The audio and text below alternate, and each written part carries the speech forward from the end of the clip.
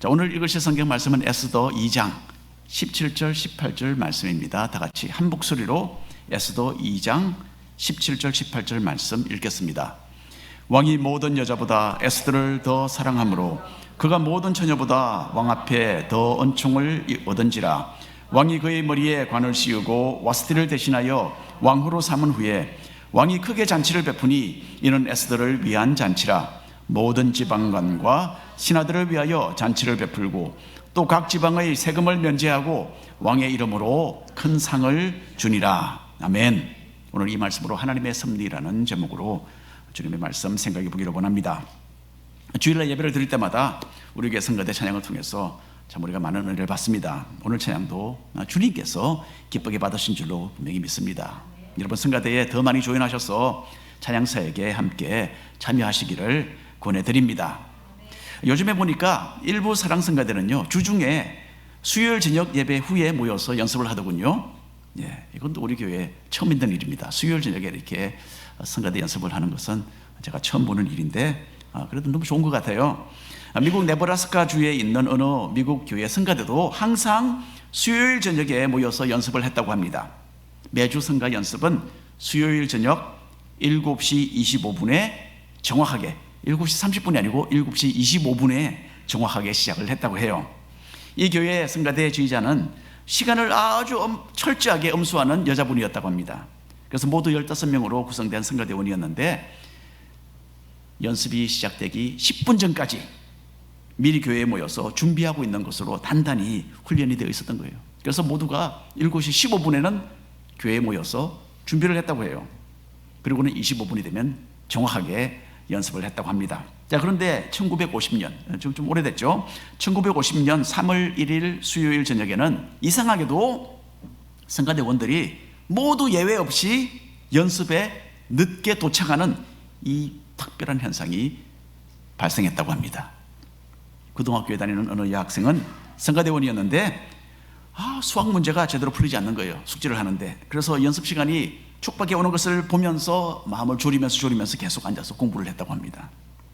어느 남자 성가대원은 이상하게도 직장에서 중요한 일 한 가지를 마무리해야 되는데 그거 하지 못해서, 그렇게 어려운 일도 아닌데 이상하게 안 풀렸다는 거예요. 그래서 제 시간에 교회로 출발을 하지 못해서 늦었다고 합니다. 여자분 두 사람이 있었는데 이분들은 각자 다른 곳에 살았어요. 그런데 각자 자동차 시동이 걸리지 않아서 둘 다 꼼짝하지 못하고 집에 묶여 있었다고 해요. 또 한 여자분은 추운 겨울이라 따뜻한 자기 집에서 조금만 더 있다가 가면 되겠다라고 미루다가 그만 늦어버렸대요. 이건 있을 수 있는 이야기죠. 또 고등학생 둘은 7시 30분까지 진행되는 라디오 프로그램이 너무 재미있어서 그 끝까지 듣고 가려다가 늦었다고 합니다. 그리고 어떤 남자분은 마침 아내가 유행 중이라 어린 아들 둘을 돌보고 있었는데 얘들을 교회로 데리고 가야 되겠다라고 하다가 아이들 준비하다가 그만 지연이 되었다고 합니다. 한 여자분은 어머니를 다른 곳에 모셔다 드려야 했기 때문에 늦었고요. 이 교회 목사님과 사모님도 성가대원으로 그렇게 활약을 했던 것 같아요. 교회로 출발을 하려다 보니까 어린 딸이 오줌을 싼 거예요. 그래서 그 옷을 갈아입히느라고 그냥 늦었다고 합니다. 그날은 성가대 피아노 반주자도 연습에 늦었대요. 하필이면 그날 저녁에 식사를 하고 이 반주자는 자기 방에 들어가서 잠시 잠이 들었답니다. 어머니가 와서 딸이 자는 것을 보고 깨웠는데 피아노 반주자는 도무지 잠에 취해서 깨어날 수가 없었대요. 겨우겨우 정신을 차릴 수 있었던 때는 이미 7시 15분이었고 그제서야 준비를 하느라고 제 시간에 교회에 도착할 수 없었다고 합니다. 자, 그렇게 연습 시간을 철저하게 엄수하고 강요하던 성가대 지휘자도 그날 저녁에는 늦었어요. 이유는 그 피아노 반주자의 어머니가 바로 이분이었기 때문입니다. 성가 연습은 7시 25분이었는데 이날 저녁에는 신기하게도 제각기 다른 이유로 아무도 제 시간에 교회에 도착을 하지 못했습니다. 이 교회의 역사상 처음 있는 일이었어요. 이런 일은. 그리고 곧 이어서 이 교회의 역사상 또 다른 일이 처음으로 일어납니다. 7시 27분에 이 교회는 가스파이프가 폭발해서 건물 전체가 날아가 버리는 대형 사고를 치르게 됩니다. 근데 참 다행으로 성가대원들이 한 사람도 그 시간에 교회에 있지 않았기 때문에 아무도 다치거나 죽지 않았다는 이야기입니다. 간혹 두어 사람이 연습에 늦기는 했대요. 근데 이렇게 모든 사람이 늦는 것은 있을 수 없는 일이었답니다. 어느 전문가에 의하면 이 교회 성가대 대원들이 이렇게 모두 연습에 늦게 도착하는 것은 100만 대 1의 확률이라고 그렇게 계산을 했어요. 그리고 마침 그 시간에 그 교회 건물이 폭발했지만은 성가대원 전부가 그 사고를 피했다는 것, 이것은 상상을 초월하는 그런 확률이라고 합니다. 그 후에 이 교회가 어떻게 되었겠습니까? 물론 다시 건축이 되었죠. 하지만 1950년 3월 1일 수요일 저녁에 일어났던 이 사건은 아직도 여전히 미국 사람들의 기억 속에는 풀리지 않는 엄청난 미스터리로 남아있다고 합니다. 자, 그런데 우리는 어떻게 이 일이 일어났는지를 잘 알고 있죠. 이것은 하나님의 섭리였어요. 하나님께서는 숨겨진 자신의 손길로 이렇게 자기 백성들을 돌보시는 분이십니다. 그리고 하나님께서는 이런 기적의 시간들을 통해서 자신이 어떤 분이신지를 우리에게 교훈하시는 것입니다. 제가 압니다. 우리 가운데 어떤 분들은 하나님이 그렇게 그러시다면 아예 폭발이 나지 않도록 하셔야 맞는 것이지, 그렇게 아마 여러분들 분명히 말씀하실 줄 제가 알아요. 저도 그렇게 생각을 했던 적이 있으니까. 그런데 만일에 그러셨다면 하나님에 대해서 우리가 알았겠습니까? 그 일이 일어나도록 하신 분 하나님이시고, 그리고 이 모든 일들을 잘 피할 수 있도록 하신 분도 하나님이시고, 그래서 우리는 하나님의 섭리의 하나님, 이런 신기한 섭리의 하나님이시라는 것을 우리는 알게 되는 것입니다. 성경 에스더서에서는 하나님께서 이런 섭리의 손길로서 참으로 절묘한 타이밍 가운데 자신의 숨겨진 손길로 이스라엘 백성들을 멸망의 소용돌이 속에서 건져내시는 그런 이야기가 적혀져 있는 거예요. 선하신 뜻 가운데서 자신의 백성을 이끄시는 이런 하나님의 섭리가 무엇인지 우리가 이해하고 더 깊은 믿음으로 나아가는 우리 모두가 되기를 간절히 바랍니다. 자, 1번 함께 읽겠습니다. 왕의 진노. 우리는 에스라와 느헤미야서를 읽었죠, 이때까지. 그래서 바산 나라의 왕들을 몇 명 이미 만나보았습니다. 고레스 왕에 대해서 기억나시죠? 바사 왕국을 건국한 왕입니다. 이 왕은 즉위하던 그 첫 해에 바벨론에 사로잡혀 가서 살던 유대인들에게 자유를 선포했어요. 너희들 너희 고국으로 돌아갈 수 있다. 그렇게 해서 스룹바벨과 함께 약 한 5만 명의 유대인들이 고국으로 돌아왔습니다. 그 다음에 우리가 아는 또 다른 왕이 하나 있죠. 에스라 느헤미야 시대에 바사를 다스렸던 왕. 우리가 지난주까지 우리가 살펴봤던 그 왕의 이름이 무엇이었을까요? 5글자, 아닥사스다 왕이었어요. 그렇죠? 아닥사스다는 대체적으로 이스라엘에 호의를 베푼 그런 좋은 왕이었어요. 자, 이제 에스더서에 나오는 아하수에로 왕은 아닥사스다 왕의 아버지였습니다. 그래서 에스더서의 이 이야기는 에스라와 느헤미야 시대로부터 대략 한 40년 전에 있었던 내용의 이야기입니다. 아하수에로 왕은 바사의 4번째 왕이었어요. 바사는 지금의 이란 나라죠. 그래서 그 당시에는 중동과 북아프리카와 인도까지 관할하는 큰 제국이 바로 바사 왕국이었습니다. 바사 나라는 이 방대한 지역을 다스리기 위해서 127개 지방으로 나누어서 행정을 했다라고 합니다. 에스더 1장 1절부터 한 절씩 나눠서 읽겠습니다. 이 일은 아하수에로 왕 때에 있었던 일이니 아하수에로는 인도로부터 구스까지 127지방을 다스리는 왕이라. 당시에 아하수에로 왕이 수산궁에서 즉위하고 왕위에 있은 지 제3년에 그의 모든 지방관과 신하들을 위하여 잔치를 베푸니 바사와 메대의 장수와 각 지방의 귀족과 지방관들이 다 왕 앞에 있는지라. 왕이 여러 날 곧 180일 동안에 그의 영화로운 나라의 부함과 위엄의 혁혁함을 나타내니라. 오늘은 무슨 날입니까? 주일이죠. 근데 주일인데 특별한 주일이에요. 오늘은 슈퍼볼 선데이입니다. 예. 예. 아시면서도 왜 또 그러? 예.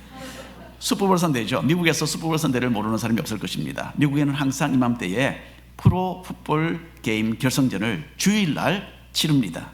이 남자분들의 머릿속에는 이제 슈퍼볼로 지금 가득할 거예요, 아마. 그리고 슈퍼볼 선데이 하루를 즐기기 위해서 미국 사람들이 TV로 경기를 시청을 하는데 몇 명이 시청을 하느냐? 보통 2억에 달하는 미국 사람들이 TV를 봅니다. 그리고 이 많은 사람들은 풋볼 선데이 하루를 즐기기 위해서 먹을 음식과 마시는 것을 많이 구입을 하는데 또 기타 여러 가지 쇼핑을 하는데 이 모든 액수를 더하면 165억 불이 된다고 합니다. 한 사람 앞에 85불을 쓴다는 그런 계산이에요. 오늘 이 하루를 즐기기 위해서. 그런데 이것은 일주일 후에 있을 밸런타인스데이에 비하면 아무것도 아닙니다. 미국 사람들은 밸런타인스데이에 260억 불을 쓴다고 해요. 사랑하는 사람에게 보석을 사주는 데에 55억 불을 쓰고요, 외식을 하는 데는 44억 불을 쓴다고 합니다. 자, 그런데 한 가지는 인구 비율에 비해서 호놀룰루는 미국에서 보석상이 가장 많은 그런 곳이랍니다. 그런 도시랍니다.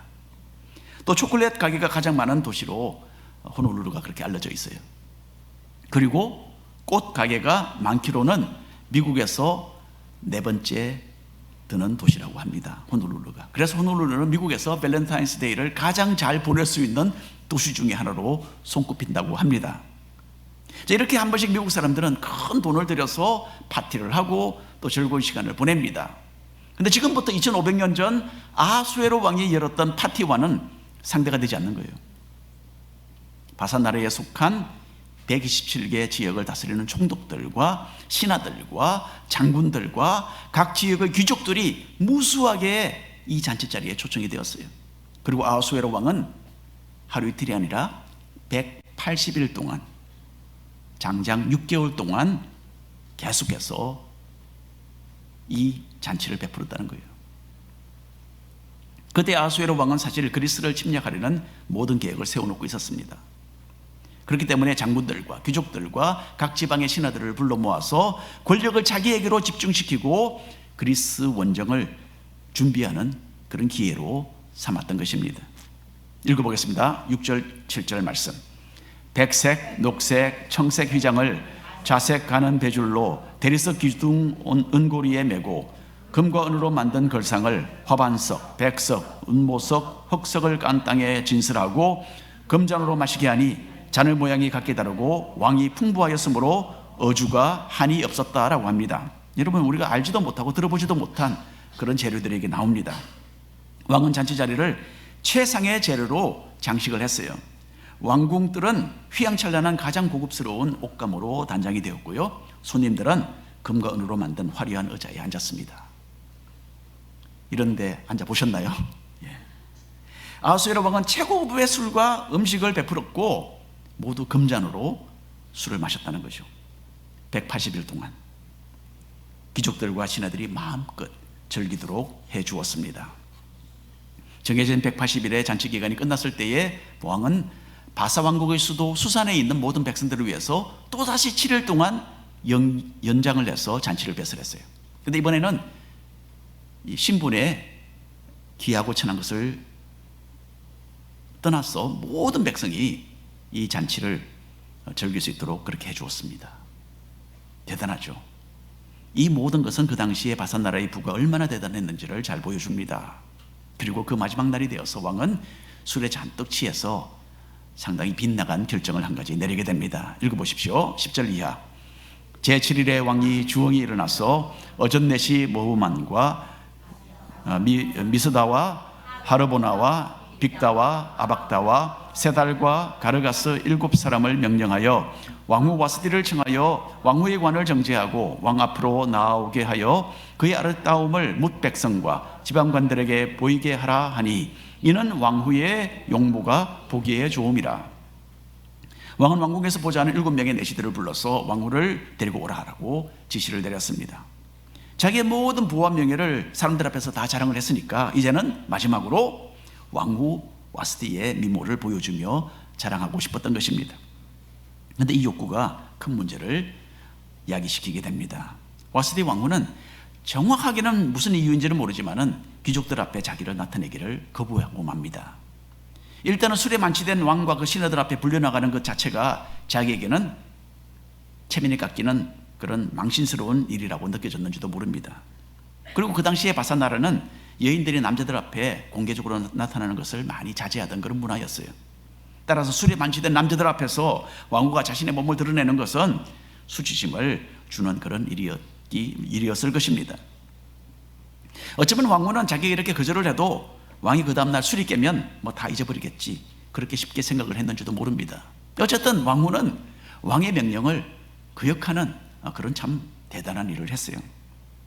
그런데 왕은 생각이 달랐어요. 왕후가 자신의 명령을 거절했기 때문에 많은 신하들 앞에서 체면이 깎여버렸어요.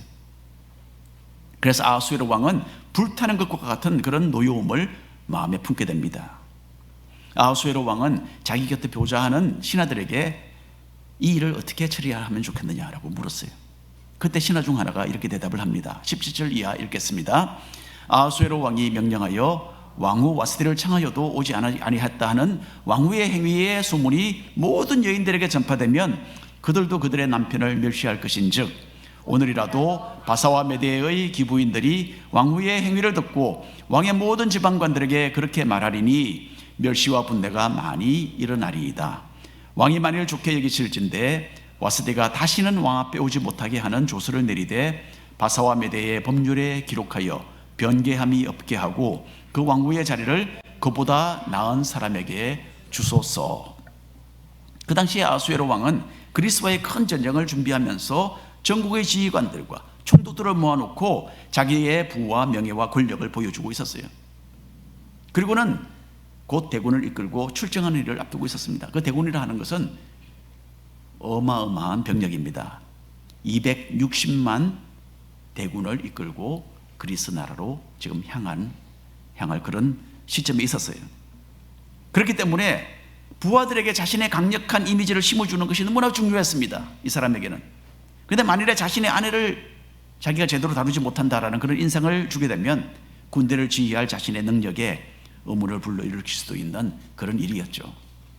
그래서 아하수에로 왕은 신하들의 좋은 대로 강력한 조치로 취하기로 결정을 내립니다. 아하수에로는 자신의 아내 와스디를 왕후의 위치에서 물러나게 했어요. 와스디 왕후는 이렇게 패비가 되었죠. 하지만 나중에 남편이 죽고 아들 아닥사스다가 왕이 된 후에는 다시 왕궁으로 자기의 위치를 되찾게 됩니다. 그리고 와스디는 역사 기록에 보면 상당히 강하고 잔인한 그런 여인으로 그렇게 기록이 되어 있습니다. 자, 이제 에스더에 대한 이야기로 넘어가 보겠습니다. 2번 읽겠습니다. 에스더의 비밀. 자, 아하수에로 왕은 와스디에게 왕후의 자리를 빼앗은 후에 큰 군대를 이끌고 그리스로 출정을 해요. 여러분 아마 영화 300 그 영화 보셨는지 모르겠는데 거기 보면 바사나라의 왕이 나옵니다. 거대한 키가 큰 그런 어떤 대단한 인물이 나오는데 그 사람이 바로 아하수에로 왕이에요. 영어로 말하면 절크세스라고 그러죠.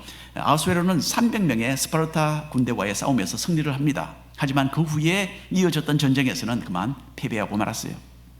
그래서 패배해서 전쟁에서 돌아온 아하수에로는 이제 폐후가 된 와스디를 생각을 하게 되는 거예요. 아마도 자신이 술에 만취된 가운데서 저지른 그 좀 실수로 인해서 이런 후회스러운 일이 생겼다 해서 그리고 왕비를 못 잊어 하지 않았을까 저는 생각을 합니다. 이전에 와스디에 대해서 가졌던 노여움은 이제 사라진 지 오래지만은 와스디를 자기 곁에 돌아오게 하는 것은 간단한 일이 아니었어요. 아하수에로는 왕이었지만은 나라의 법도가 있었기 때문에 모든 일을 자기 마음대로 할 수는 없었습니다. 와스디를 쫓아내는 것을 조서에 기록을 해서 온 나라에 공포를 하지 않았습니까? 그렇기 때문에 그 상황을 다시 돌이키는 것은 굉장히 어려웠어요. 왕이 내린 조서는 설사 그 조서에 오류가 있다 하더라도 취소가 될 수 없었어요. 그리고 우리가 그 내용에 대해서 앞으로도 계속 보게 될 것입니다. 주변에는 왕의 이런 심기를 살피던 신하들이 상당히 걱정을 하고 있었을 것 같아요. 왜냐하면 만에 하나 와스디가 다시 돌아오면 어떻게 되나, 자기가 와스디를 이렇게 처단을 하십시오라고 했는데 와스디가 오게 되면 아마 와스디를 쫓아내라고 했던 자기들은 살아남지 못하게 되겠구나라고 생각을 하지 않았겠습니까? 그래서 신하들은 왕에게 다른 여인을 아내로 맞이하는 것이 좋겠습니다라고 조언을 하게 되고 왕은 그것을 좋게 받아들입니다. 자, 읽어보겠습니다. 에스더 2장 3절 4절 말씀입니다. 전국 각 지방의 관리를 명령하여 아리따운 처녀를 다 도성수산에 모아 후궁으로 들여 궁녀를 주관하는 내시 해계의 손에 맡겨 그 몸을 정결하게 하는 물품을 주게 하시고 왕의 눈에 아름다운 처녀를 와스디 대신 왕으로 삼으소서 하니 왕이 그 말을 좋게 여겨 그대로 행하니라. 왕은 신하들의 제안을 승낙합니다. 그래서 전국에서 아름다운 처녀들이 발굴되어서 바산나라의 수도 수산시에 도착을 하기 시작했어요. 수산시에는 모르드게라는 유대인이 살았습니다. 모르드게에게는 에스더라는 사촌 여동생이 있었는데요, 에스더는 어려서 부모를 여의고 모르드게와 함께 살았습니다. 나이 차이가 많이 났기 때문에 모르드게는 에스더를 딸처럼 그렇게 길렀다라고 합니다. 2장 8절 9절 읽겠습니다. 왕의 조서와 명령이 반포되매 처녀들이 도성 수산에 많이 모여 헤겔 수하에 나아갈 때에 에스더도 왕궁으로 이끌려가서 궁녀를 주관하는 헤겔 수하에 속하니 헤게가 이 처녀를 좋게 보고 은혜를 베풀어 몸을 정결하게 할 물품과 일용품을 곧 주며 왕궁에서 의뢰주는 7 궁녀를 주고 에스더와 그 궁녀들을 후궁 아름다운 처소로 옮기더라. 에스더는 아름다웠다고 해요. 그렇기 때문에 곧 발견되었습니다. 다른 처녀들과 함께 왕궁으로 끌려갔어요. 자, 에스더가 왕궁으로 끌려갔다라는 것은요, 이것이 에스더가 원하는 바가 아니었다라는 것을 보여줍니다. 이렇게 해서 끌려가는 처녀들은 후궁이 되겠지만은, 여러분, 그 많은 아름다운 처녀들 중에 단 하나만 왕비로 선택되는 거 아닙니까? 그 나머지 처녀들은 어떻게 되겠습니까? 모두가 바라는 그 자리가 자기에게 떨어지기를 원했겠지만은 그렇게 되는 가능성은 참으로 희박한 일이었어요. 후궁들은 첫날 밤 이후로는 왕의 얼굴을 보지 못하는 것이 대부분의 경우였습니다. 한정된 지역에, 그리고 그 후에는 한정된 지역에 갇혀서 지내야만 했어요. 에스더는 포로로 사로잡혀온 유대인의 딸이었기 때문에 이 모든 상황에 대해서 자신의 의견을 내세울 수 있는 아무런 권리가 없었어요. 왕과 신하들이 보기에 좋은 대로 그냥 끌려갈 뿐이었습니다. 왕국에서 자유를 잃은 채 늙어갈 자기의 처지를 생각하면서 에스더는 눈앞이 까마득했을 것입니다.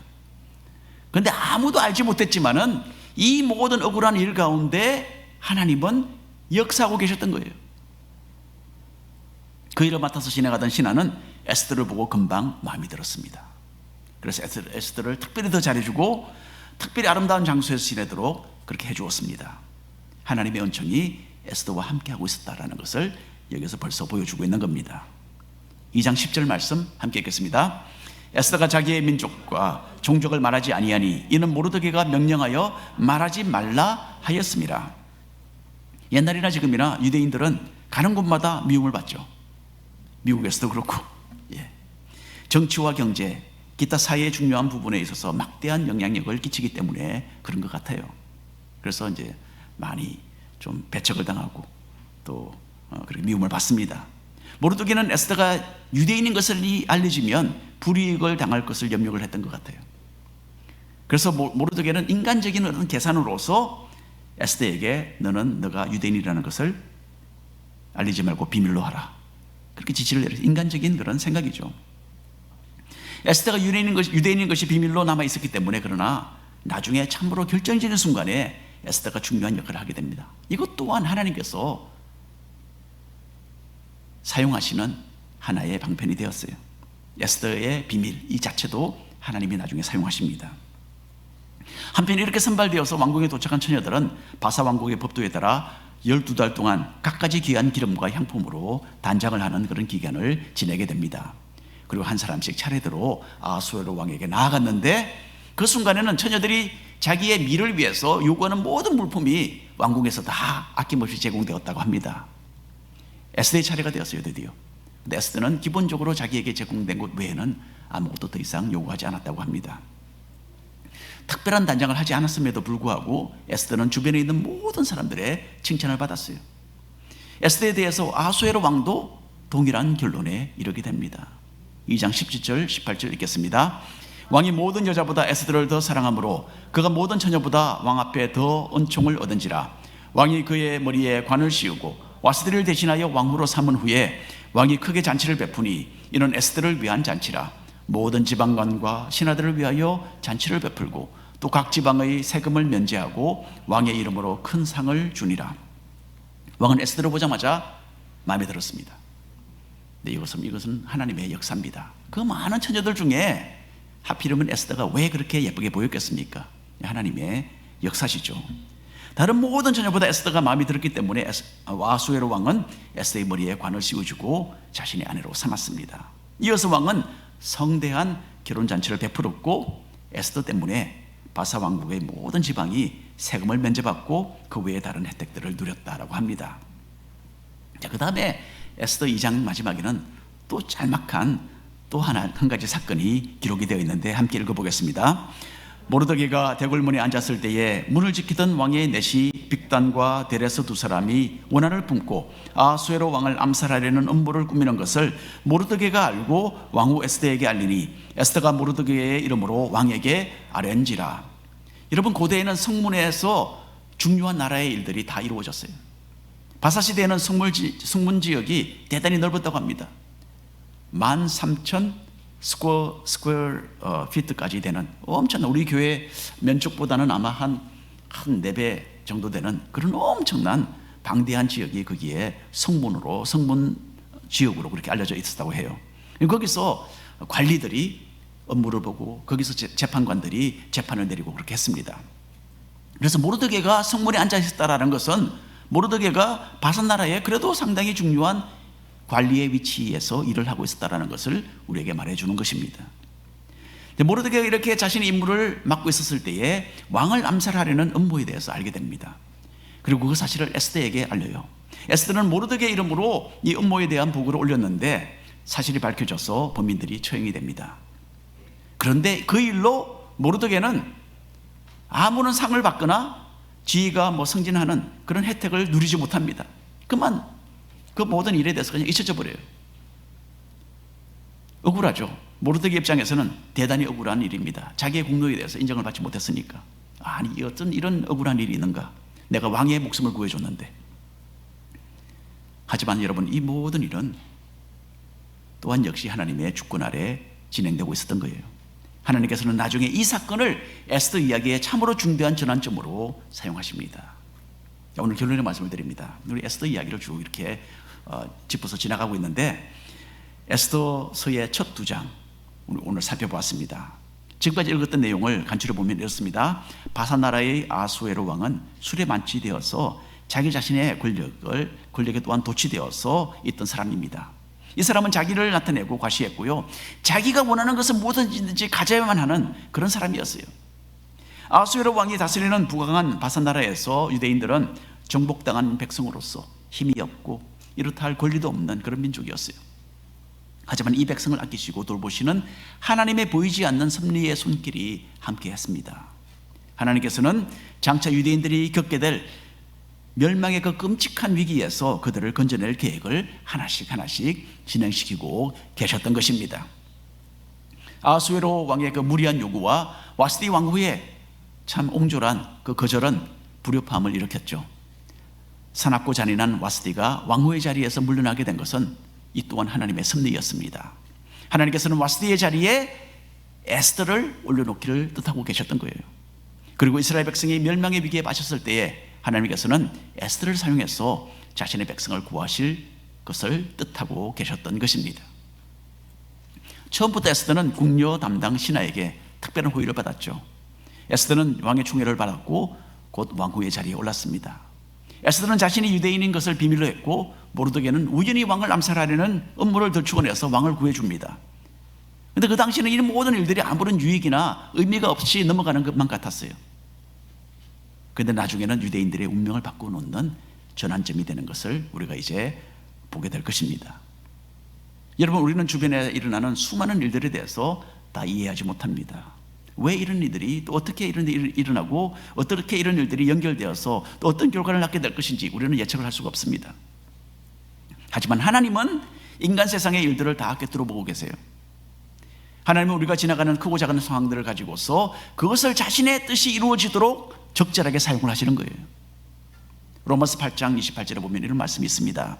우리가 알거니와 하나님을 사랑하는 자 곧 그의 뜻대로 부르심을 입은 자들에게는 모든 것이 합력하여 선을 이루느니라. 하나님의 섭리에 대해서 설명을 해주는 내용이죠. 여러분, 우리는 때때로 원하지 않는 일을 만나고 또 실망스러운 그런 상황을 지나가기도 합니다. 왜 이런 일이 나에게 일어날까 낙심할 수 있습니다. 하지만 하나님께서는 틀림없이 이 모든 일 가운데 일하고 계시는 거예요. 그리고 하나님께서는 자신의 사랑받는 백성들의 궁극적인 유익을 위해서 모든 일을 아름답게 이루어 주시는 분이십니다.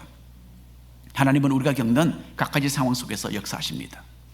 당장에 우리가 보기에는 절망적이고 실패하는 것 같지만은 하나님께서는 우리 눈에 보이지 않는 숨겨진 손길로 일하고 계시는 거예요. 모든 일을 통하여 우리를 보호하시고 축복하시는 하나님의 섭리를 믿는 가운데서 용기와 확신으로 굳세게 살아가시는 우리 모든 성도님들 되시기를 바랍니다. 기도하겠습니다. 하나님 아버지, 숨겨진 손길로서 우리를 위해 일하시는 주님, 우리 앞에 놓여져 있는 답답하고 또 낙심스러운 그런